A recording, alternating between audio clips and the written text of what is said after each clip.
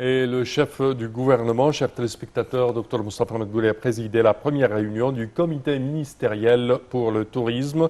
À la suite de la réunion, le ministre du Tourisme et des Antiquités, Khaled Al-Anani, a annoncé qu'une grande entreprise internationale avait choisi pour mettre en œuvre une campagne de promotion des destinations touristiques égyptiennes à l'échelle mondiale pendant 3 ans.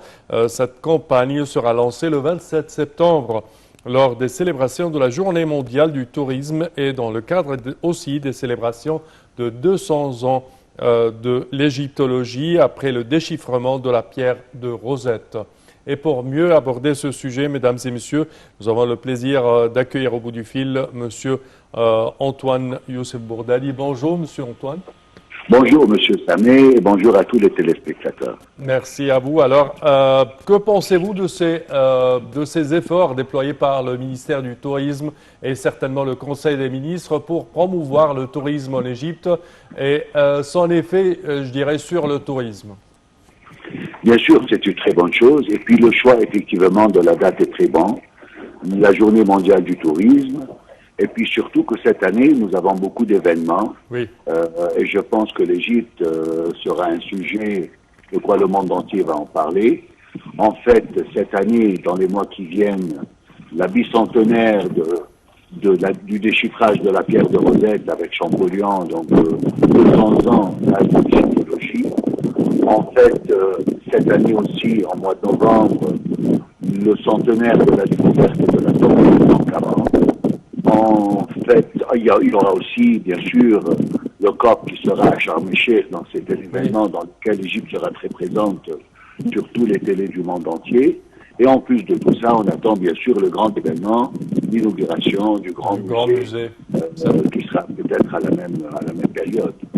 Donc le choix de la campagne, la date va très bien. Et ce qui est aussi très intéressant, c'est que c'est une campagne où on lui a prévu 3 ans. Parce que chaque fois, on faisait de une année, 6 mois, mais là, pour 3 ans, c'est vraiment avoir un programme long pour le tourisme égyptien, surtout après les crises qu'on a vécues avec le Covid, et puis encore aujourd'hui un peu avec le conflit ukrainien-russe. Donc, je pense que c'est une très, très bonne chose. Et je pense également, de point de vue marketing, c'est un message constant, un message substantiel, je dirais, pour adresser les prochains touristes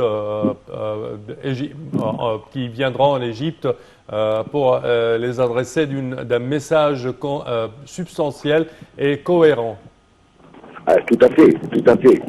Parce que vous savez, comme j'ai toujours dit, même chez vous, que effectivement les événements culturels, c'est la meilleure publicité pour l'Égypte.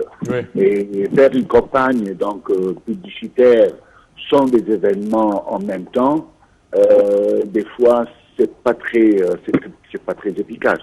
Mais les deux ensemble et avec des événements les uns après les autres, plus la campagne, ça permet vraiment d'être tout le temps présent, de rappeler toujours de l'Égypte, etc. Que déjà c'est une destination où il y a beaucoup d'envie, un peu de toutes les nationalités, de venir au moins dans leur vie visiter l'Égypte. Monsieur Antoine Bourdali. Bonjour. Bonjour. Le ministre du Tourisme et des Antiquités, Khaled Al-Anani, avait annoncé qu'une grande entreprise internationale avait été choisie pour mettre en œuvre une campagne de promotion de destinations touristiques égyptiennes à l'échelle mondiale et que cette campagne doit durer 3 ans. Veuillez nous jeter la lumière sur cette campagne touristique. Effectivement, cette campagne, bon, déjà de choisir une institution mondiale, parce qu'avant, malheureusement, les campagnes qu'on faisait, c'était d'aller se dresser à quelques grandes chaînes de télé, faire de la pub, etc. Donc des fois, les pubs passent dans des moments qui sont pas très efficaces. Ça perd des fois, selon ce qui se passe dans le monde, ça perd des fois donc son but.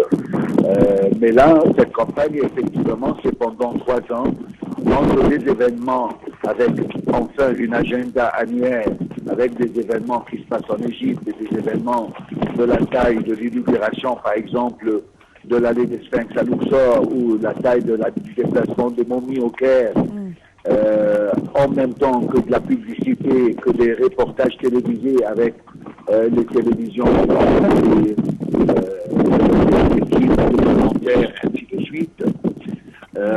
Je sais qu'il y a beaucoup d'éléments dans cette campagne. Il y a le lancement, par exemple, de l'opéra Toutankhamon, qui on a envie qu'elle devienne un opéra mondialement reconnu comme opéra Aïda, qui était à l'occasion de l'inauguration du canal de Suez, vous voyez. Ouais. Donc vraiment, il fallait une institution quand même mondiale qui serait capable de gérer l'affaire avec un grand angle, entre la pub, entre les événements, et puis voilà.